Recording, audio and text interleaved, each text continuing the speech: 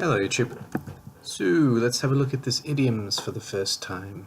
Idioms part 1. Haven't quite decided how to do this yet, to be honest. I was considering asking you to pause and have a look at the idioms and try and guess. That's what I do in class, but I think I'm just going to go through it. Also, something kind of weird happened. My last video, the video about common mistakes in English, got demonetized on YouTube. So apparently I'm controversial even when I'm not being controversial, but I'm going to choose to take that as a compliment. Because why not? Anyway, it's not going to stop me. Let's do some idioms. So the idioms today: the grass is always greener, or the grass is always greener on the other side. Actions speak louder than words. To add insult to injury, at the drop of a hat. Back to the drawing board. The ball is in your court. To bark up the wrong tree. To be glad to see the back of something or somebody. To beat around the bush, and best of both worlds. These are all very common idioms that you may hear in everyday life, and I'm sure that you can find a use for them in your language, whether it be at work, at home, or in any superhero endeavors that you happen to take part in during the night.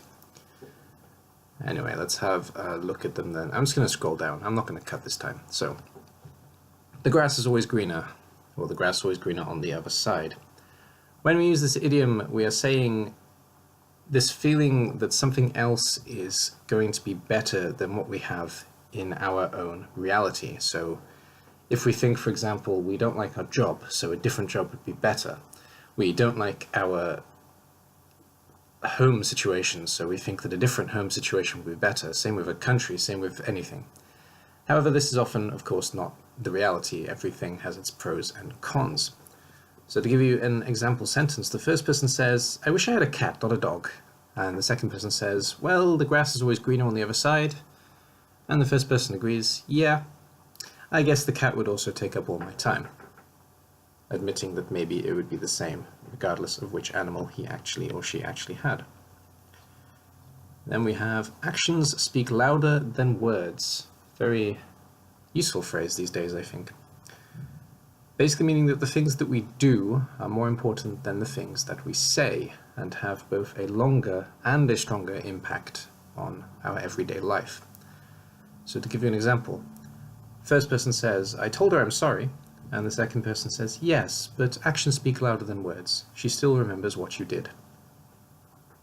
Suggesting that the whatever he or she did wrong is stronger than the words "I'm sorry." To add insult to injury, third idiom. When someone is already in a difficult situation, or you've already beaten them in a game, for example, or already beaten them in an argument, you do something to make them feel even worse about the fact that they've lost, make them feel even worse about their situation. So first person says, "After the match, I told him how he could improve."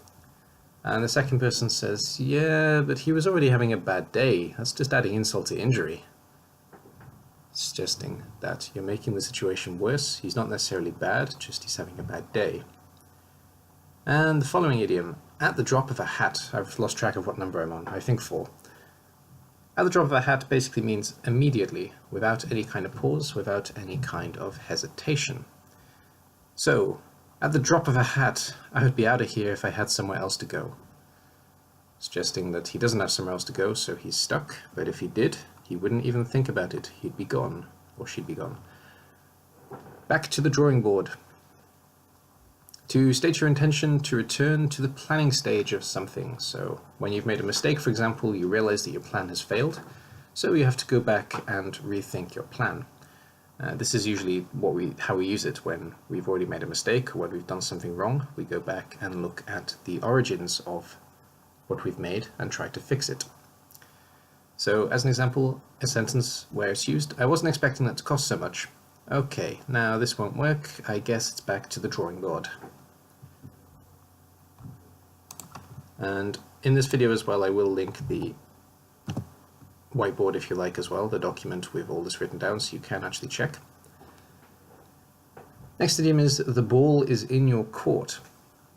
Meaning, it is your turn to make a decision or to act in order to progress a situation. Quite literally, when the ball is in your court, if you're playing volleyball, for example, it means it's your team's turn to play, of course, so the idiom translates to real life in the same way. And an example, well, they told you how you could improve your chances, now the ball is in your court. Success doesn't come for free. You have to work for things. And the next idiom, to bark up the wrong tree. Personal favorite of mine. I really like this idiom. It's so bizarre. Bark is the sound that a dog makes, and it's just strange. It's like a dog is chasing a cat, for example, and it thinks it's in one tree, so it's barking at that tree, and the other cat is actually 3 trees away. And you know, he's sitting there and he's laughing at the dog while twirling his whiskers in an evil, ironic, cartoonish way. And the idiom means basically to understand or assume something incorrectly, or to support or accuse, to tell somebody they've done something, the wrong person.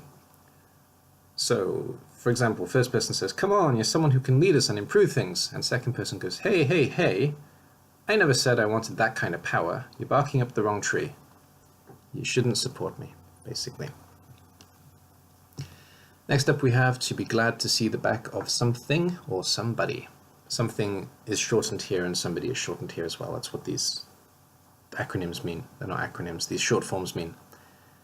So be happy that a person is gone, or that an assignment, for example, is finished, and you don't have to see or work on that person or that assignment again. So for example, man, that report took me a week to complete. I'm glad to see the back of it. Okay. And to beat around the bush.